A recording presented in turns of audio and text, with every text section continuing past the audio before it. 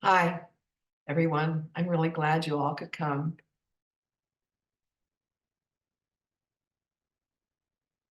I'll give you a quick background of who I am. Um, I am a, I grew up in Kettering, a suburb of Dayton, Ohio, in southwestern Ohio. I am the firstborn American citizen on my mother's side, except for my father's mother, my father and my generation. All of my family have immigrated to the United States in the past 100 years, or less than 100 years. My maternal grandfather was a university-trained architect in Germany, and after immigrating in 1929, he worked for the Wright brothers, and my grandmother decided they would be farmers. My grandmother was a small woman, but bold in action. Hard work and tenacity were the role models that I grew up with. That side of the family are still caretakers of their farmland and are still producing crops and cattle that feed us.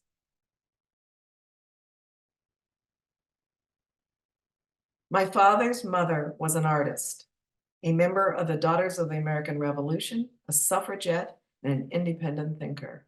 She was old and ill when I was born, so I never knew her. It is through her art that I developed a relationship. These beautiful pieces, along with some paintings, are what I grew up with. These are some hand-painted ceramics that are pretty amazing in real life. This is a large bowl, and it's not small. This is a big bowl, and was always placed prominently somewhere in the house. This is a vase, and we ate off the plates that she painted. So she was a pretty important person growing up.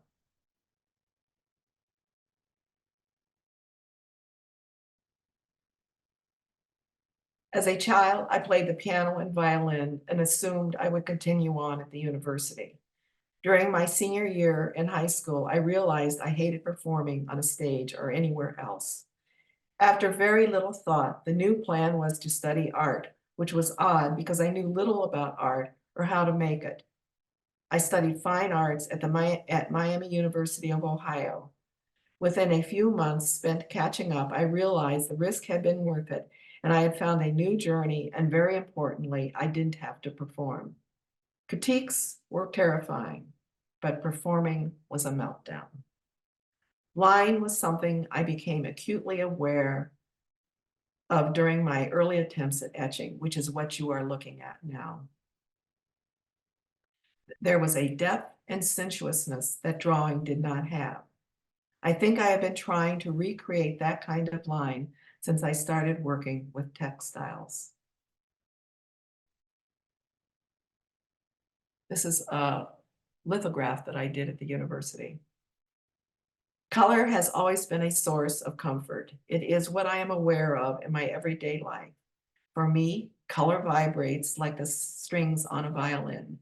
Intonation is key to playing a string instrument, and being in tune was not just hearing the sound of each note, but the vibration of each note in my body.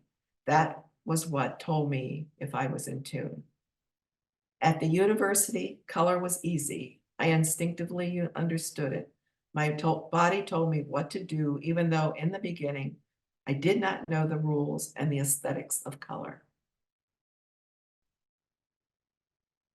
After graduating from college, I was tired of the conservative Midwest. Between Vietnam and the beginning of the women's movement, I needed to assert myself and find out who I was supposed to be. I moved to Cambridge, Massachusetts. It was wonderful. I joined the experimental etching studio in Copley Square in Boston. These next three pieces were done there.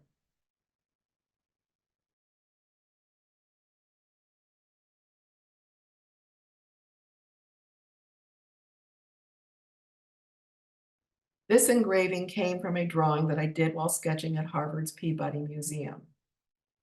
In Cambridge, I met my husband, got married, took night classes at Harvard, and had my first child in the 5 years we were there. Cambridge was a wonderful place to live. We moved to New Jersey for a postdoc at Rutgers. I started graduate school at Rutgers, but the chemicals and solvents were too dangerous with a very active toddler. I had to find something else. I took some classes using a frame loom from Betty Parks, who helped me find a new way to make art. We moved to Salt Lake City for another postdoc at the University of Utah. The university had a series of weaving and textile history classes in the art department. The professor allowed me to do a lot of experimenting. These classes gave me the chance to make art and break up the intensity of raising young children. The next 3 weavings are loom controlled and use shuttle sticks to pick up the design. This is a twill.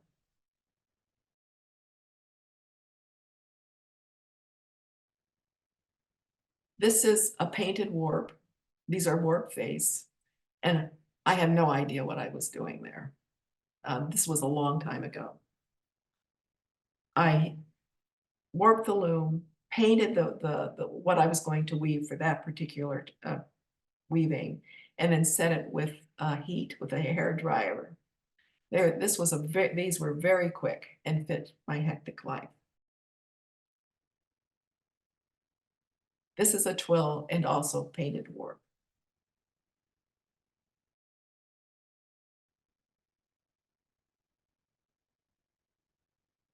While in Salt Lake, I also was really interested in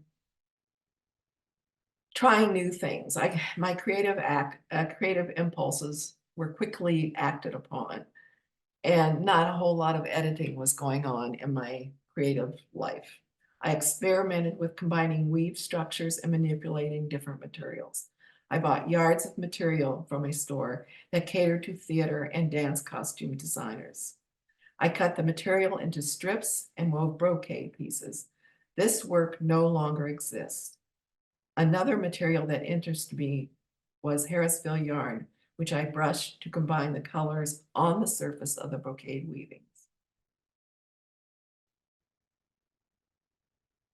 This is another one of those. Now we are living in Milwaukee. This is a bound weave pickup, and I wove many of these. My love of lines are making another appearance this time in a textile. In bound woven rugs, the lines were too broad and were determined by the weave structure. These rugs are weft face and the pattern is reversed on the back side.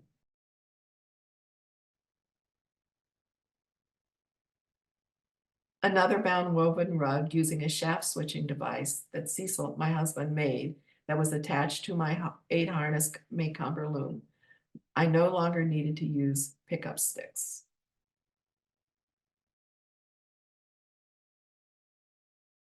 This is a watercolor that I used as my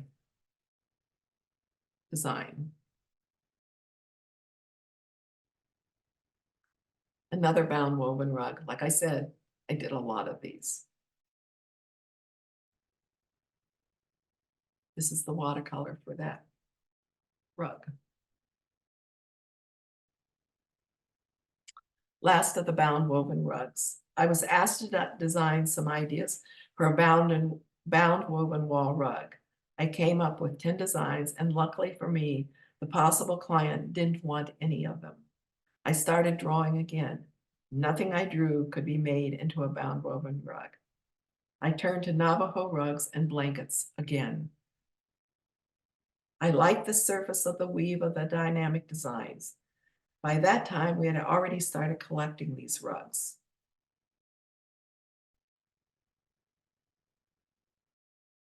This is one of our first rugs, and it's pretty amazing. All of our rugs were purchased in New Mexico and Arizona. We would check out rugs on display on the roadside, go to galleries that specialize in Navajo art, and also went to trading posts. Looking and searching is a large part of collecting. We started collecting in the mid-'80s. We have collected old rugs and new ones because I wanted to support the Navajo ladies so their beautiful textiles would continue to be made. The contemporary rugs are well woven and the designs are still fairly traditional, but the weavers aren't standing still and are organically evolving. I think of us as caretakers of these textiles.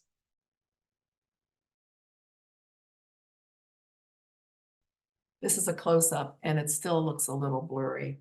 I wanted to show just how beautifully woven these pieces are. This is the first piece we purchased in towels, and I needed to reassure our children that we had enough money for their education.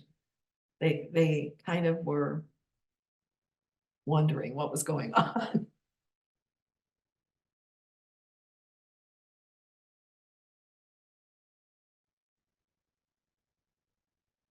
We bought this piece at the Two Gray Hills trading post. It is 27.5 inches by 21.25 inches and very finely woven. Their rugs at this trading post are displayed and stored in a vaulted room. The wool comes directly from the sheep and it is not dyed. The values are made while spinning. The black is also not dyed. There is no red in their work.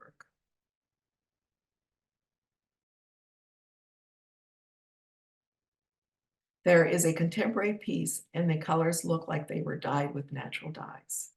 Navajo rugs led me to tapestry weaving. Tapestry is truly a slow art, which takes a lot of concentration. I had dabbled in tapestry over the years, but it was not until I was 50-ish that I acquired the ability to sit and concentrate for long periods of time.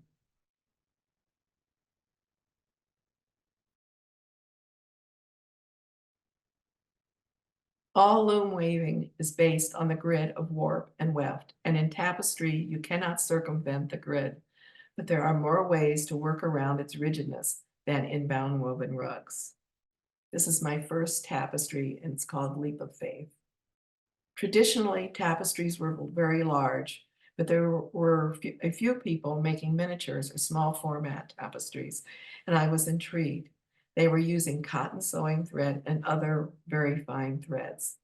Tapestry looks easy, but good tapestry had rules, and 25 years ago, the rules were very important. When I wove this piece, I did not know those rules, and I wanted lines, and I did not have the skill to weave them.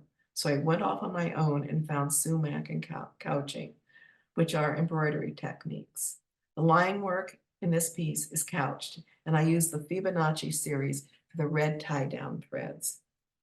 Having a visual idea of what I wanted to weave was a huge help in moving forward before I learned the rules. The first years of weaving small format tapestry were very productive. I was figuring out what the medium had to offer and how to make them. The rules have loosened up, which is a very good thing, but untidy workmanship is glaring. I did not want the viewer to be distracted looking at these small tapestries. The next big question when you weave small tapestries is how to display a piece of tapestry that is the size of a hot pad, the question which has consumed me and is still evolving. There is nothing I won't try, and some have been terrible. Often, after I have finished a tapestry, I set it out and walk around it for days, allowing myself to have a conversation, hoping the tapestry tell me what is needed. In this piece, I dyed some silk, made strips, and stitched them together. The line work is also couched. This is the watercolor collage and was one of the 10 ideas I presented for the commission. I flood a piece of watercolor paper with water and watercolors and let it dry. After a while, I have a collection of sheets with great colors. I use these sheets as the beginning of my collages. I still use this technique and often have used it for backgrounds.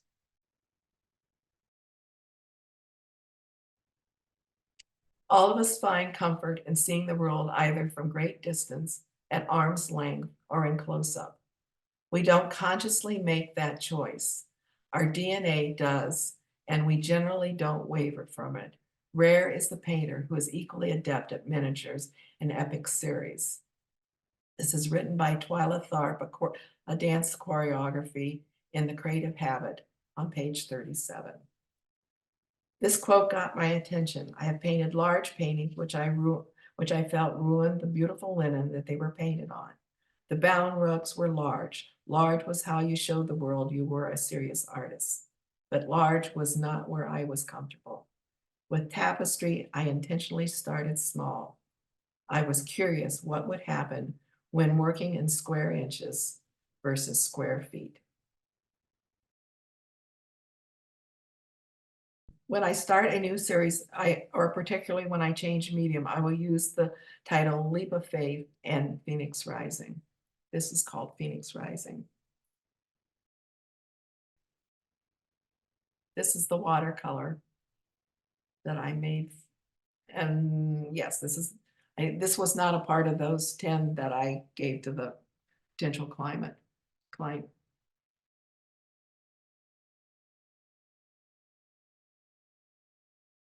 Clouds 1 and 2 are tapestries done from drawings while flying to and from Dayton, Ohio to help my mother with my father.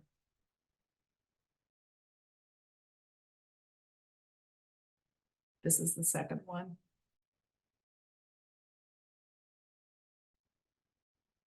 Olympics clear cut. Eccentric weaving gave me the opportunity to de-emphasize the right angles of the grid. The right side tapestry is done in eccentric weave. Eccentric weave is when you weave at an angle rather than the grid.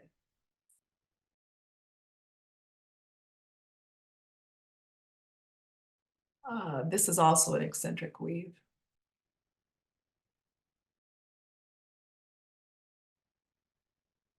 Landscape gesture. Lloyd Herman was the juror for this tapestry artist of Puget Sound exhibit. This is the piece he chose.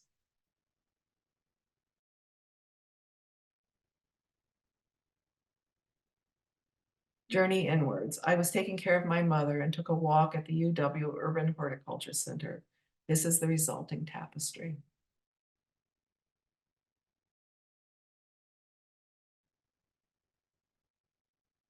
This is a shaped weaving, again, trying to get out of the rigid grid thing going on.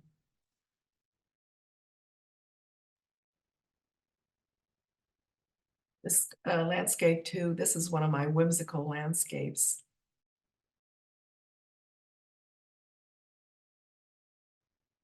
And this is the watercolor it came from.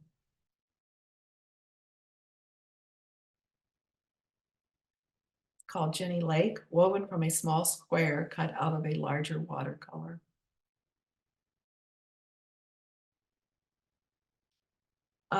Black and white investigation. Working in black and white has been a good way to pause and try something new.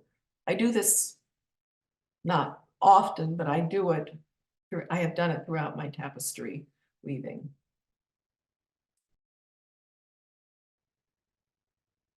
Ikat landscape. I had a lot of ikat dyed pearl cotton. I did not exploit the pattern of the dyed threads, which is usually why you dye ikat threads. Instead, I used the threads continuously. I was relying on chance and like not knowing what would happen. Geometric ikat 4. I did a lot of these strips, probably 3 by 6. The black is wool, so there's a contrast of the wool and the cotton.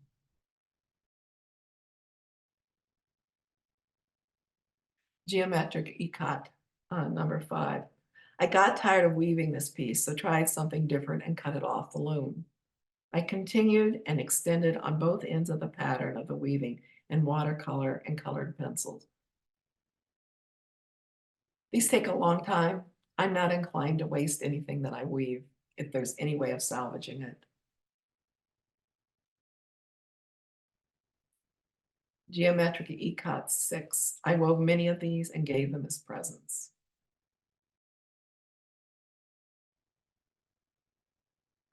This is the beginning of a musical series. I would transpose music into color, which is something I still do. Whatever Lola wants, Lola gets. This is the first one. I was hearing this a lot since my daughter was writing her PhD thesis on Sarah Vaughan.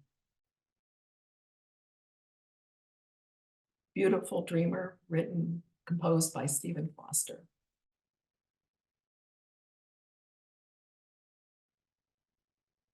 Scenes from Childhood by Robert Schumann. This piece was in the ATA show at the Bellevue Arts Museum. From now on, the warp set is 19 inches per inch, and I am guessing there were 3 to 4 cotton sewing threads in each weft bundle. I was slowly moving closer to using lines in my tapestries. Stripes are just thick lines. My training was in classical music, both the piano and the violin.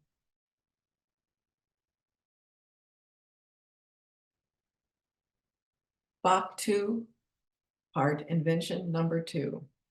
I started mounting and sewing many of my tapestries directly onto 1/4 inch of plexiglass, which were mounted on the background, which is also mounted on plexiglass. This new presentation gave the work a more finished look.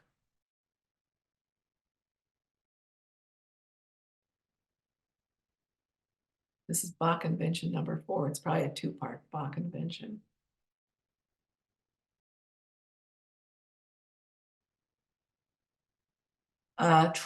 This is Trummerai from Scenes of Childhood by Schumann. This is the longest and the biggest piece I've woven.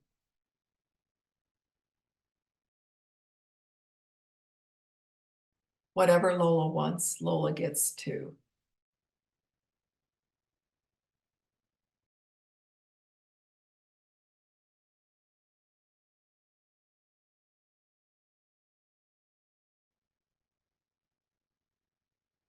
Taps. This is our Webster project. I belong to Tapestry Artists of Puget Sound, and we do projects, and this was one of them.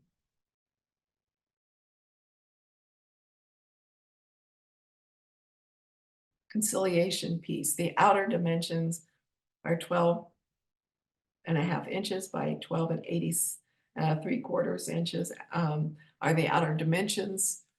This piece, I'm assuming, is probably about 5 or 6 inches square. It's small. The idea for this tapestry was in the experimental stages for a year or so. I was trying multiple ways to contemporize a traditional way of hatching, which is a common technique in both tapestry and etching. None of the sampling resonated. I went to a tapestry workshop in New York City that was unrelated to anything I had done or before or since. But when I came home, the tapestry happened. I just sat down and wove it. The series Conciliation took off on its own. Finally, a minimalist way of weaving lines and making a straightforward piece of weaving. That was what I had been looking for.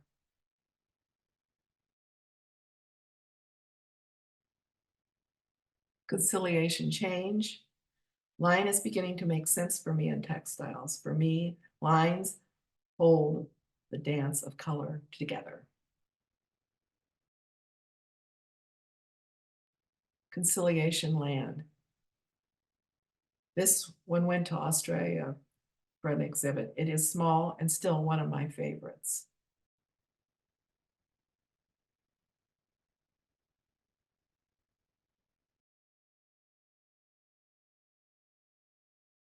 Conciliation Spring. The Conciliation series is experimenting with color, value, and hue of the line work and sumac. So on this piece, the line work is pretty pale in comparison to what has been, it's not the dark like I had been using. And that's what series are. You keep working on them. This is the last conciliation piece in the series. I like the rhythm that the lines make and the shading of the black and white line on the graded background.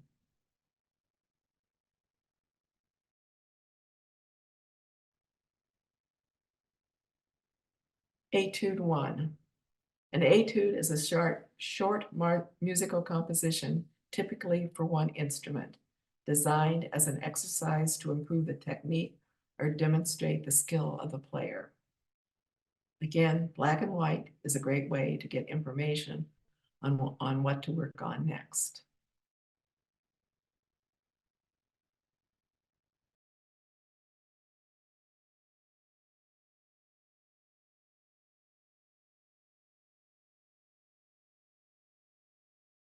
This is not one of my favorites. And I think a lot of it has to do with the fact that the bars, the black bars, are woven horizontal or vertically, and then I flip it 90 degrees. And I did not flip this piece. And sometimes I do that just to make sure that I'm going in the right direction, just to shake myself up.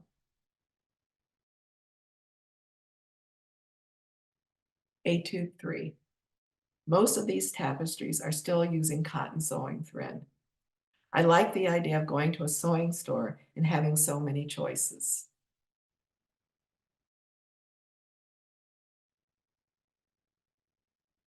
Etude 4. The background is watercolor, not acrylic.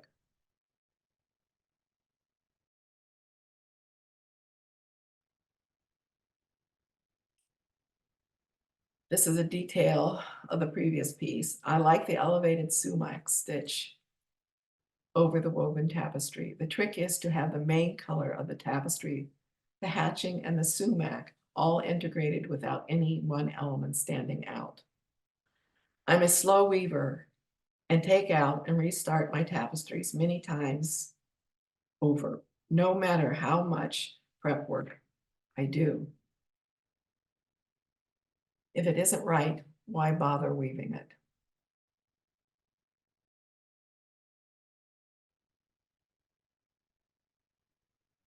This one was done in Procion dyes, silk, but using Procion dyes.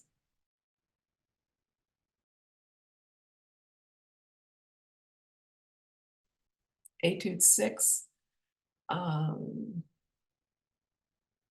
This is one of my earliest tapestries using natural dyed silks. For now, most of the pieces are using 60 over silk using natural or Procion dyes.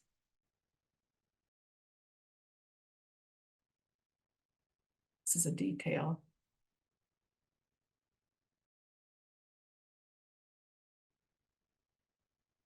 Etude 7, the uprising. A natural dyed threads tapestry mounted on metal.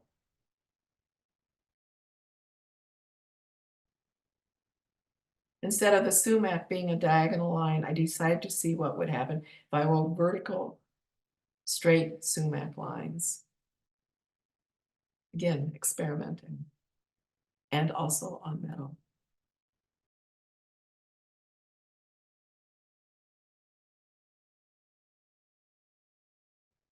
This is a very soft piece, and I like the contrast between hard and soft.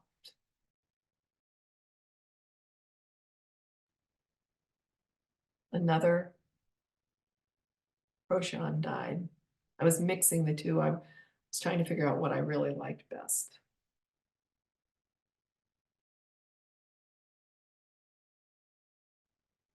Checkers on metal. Again, Procion. I think it's interesting when a piece tells you it's time to move on. You need to pivot. You need to come up with something else. And this was one of those pieces.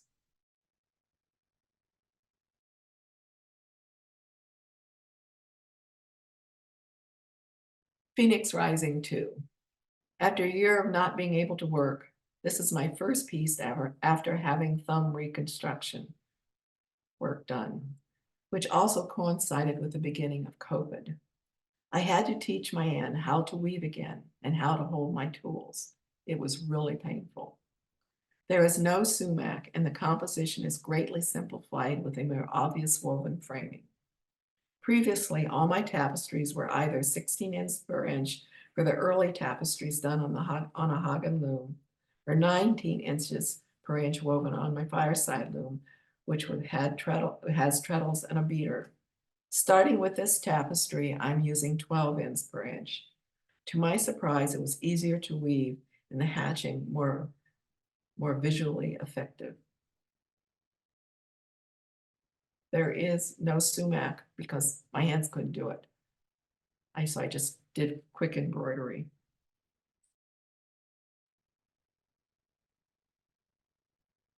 Essence number 1, Wenatchee River of the COVID series. I started using only natural dyed threads and realized I needed more experience and information working with natural dyes. I needed help.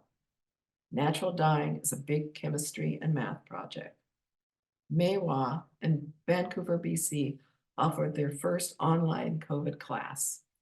It was a comprehensive natural dye class.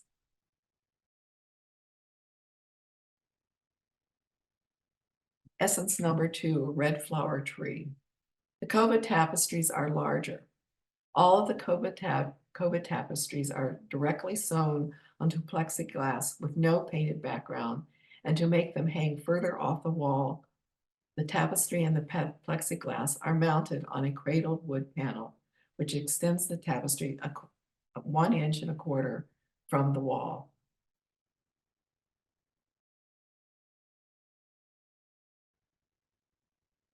Essence number 3, Sucker River. It's 7 1/3 by 9 1/4 inches and 1.25 inches off the wall. There is more of a glow to this piece. I had more colors to choose from. I like weird colors, which are easy to get from natural dyes. Essence number 4, Ivanhoe Rhododendron. There was no drawing. The threads were chosen directly from a pile of wound spools of natural dyed silk thread from the Maewa class.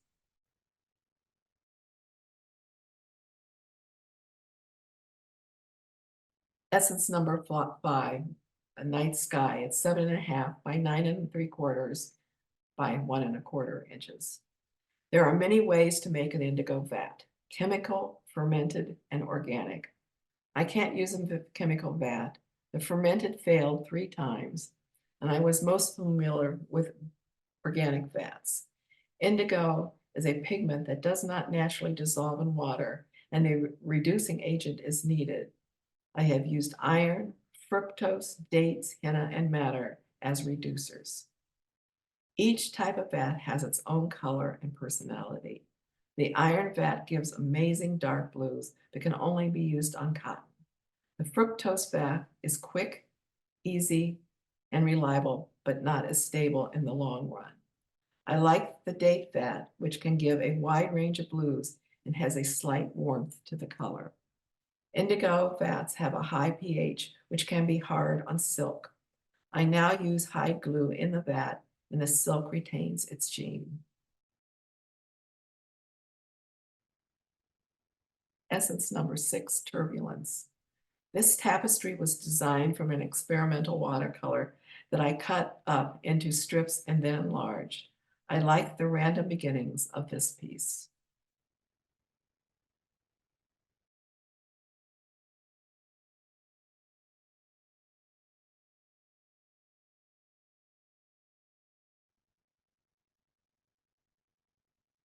Since my earliest classes in textiles, I have dyed fabrics, yarns, and threads. I started out with rich dyes, then moved on to Procyon dyes. Procyon dyes are very versatile and can be used on cotton, silk, and wool. At some point, my interest in natural dyes became one of those intuitive interests that needed to be dealt with. My first project was with Kathy Attore here in Seattle, and we used extracts. These are the threads from that class.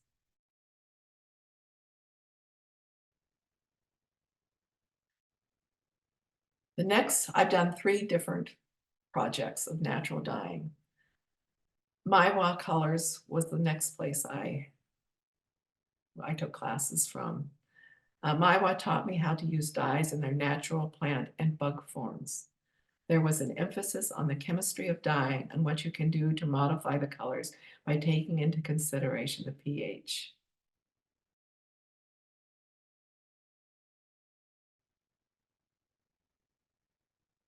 This next project was from the Art and Science of Natural Dyeing by Catherine Ellis and Joe Bottrop. A great book, and their book has everything. In fact, the first time I read it, I had no clue what they were talking about, because they tell you the science, which has become invaluable. And they have recently published a set of how-to cards detailing all the different ways of applying color to yarns. They gave us the ideas, but not the formulas. My husband Cecil helped me with the math. A whole new world opened to me. The dyes I use have high ratings of light fastness, except for logwood.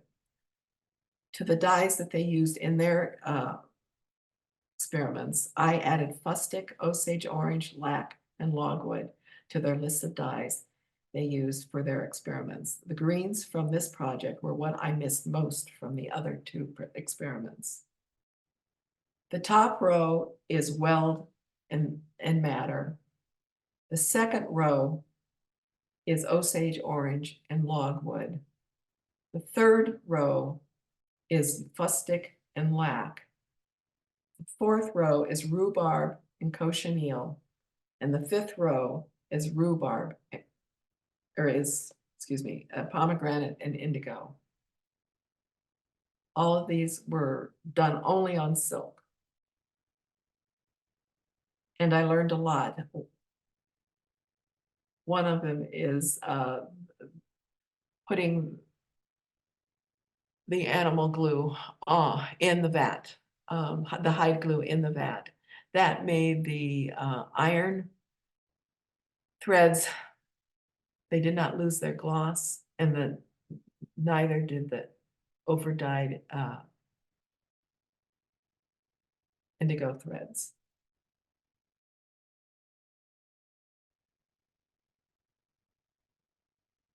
So what I'm going to do for the next couple of slides are show you the actual skeins before they were wound into spools.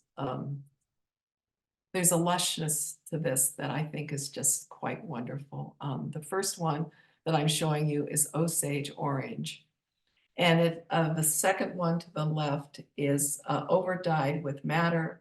The third one is overdyed with lac in gradations. The fourth one is overdyed with logwood, again in gradation. The fifth one is a gradated Osage orange dipped in iron, and then the last one is Osage dyed over indigo.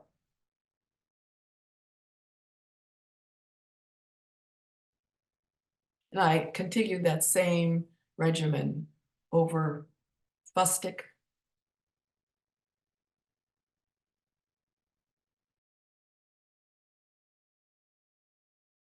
this is rhubarb root, and the greens are amazing that I got from this project.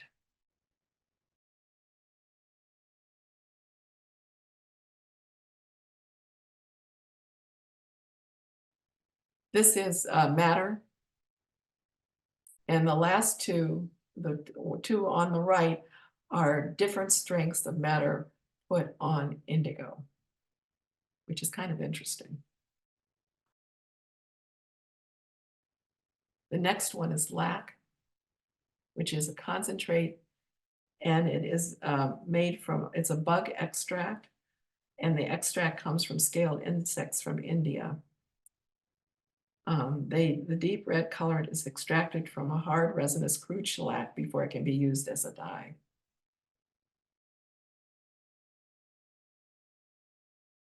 And this is a logwood extract that is from a bark, and the extract grows in Central America.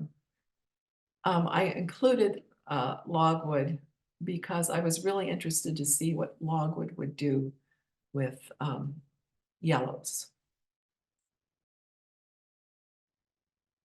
For each color that I dye, I have a recipe, which I write down, and each spool has a number on it, and it corresponds with the recipe in my notes.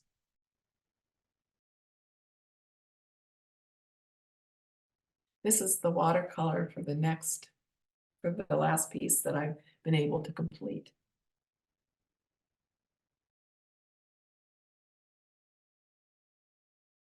This is the close-up.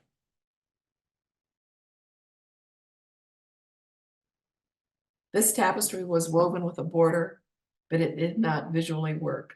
So I folded the border under. I think it is very effective in this state. Designing, dyeing the threads, and weaving a piece takes me 4 months to complete, and sometimes more. I work every day, and when weaving, they are intense days. I weave about 3 weavings a year, especially if I choose the dyes from something I've already have. And that's it.